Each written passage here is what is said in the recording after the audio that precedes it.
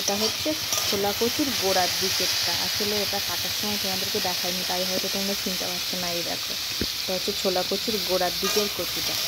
এটাকে আমি চিংড়ি মাছ দিয়ে আজকে তরকারি করবো, মানে হালকা একটু শুকনো শুকনো।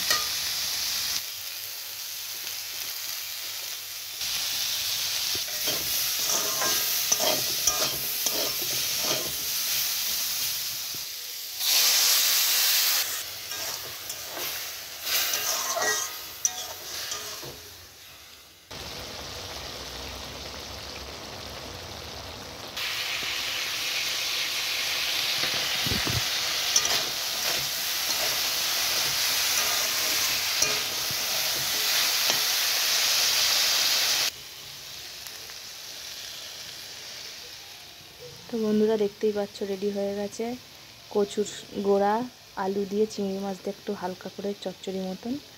তো এটা খেতে কিন্তু ভালোই লাগে, তোমাদের কাদের কাদের ভালো লাগে জানি না।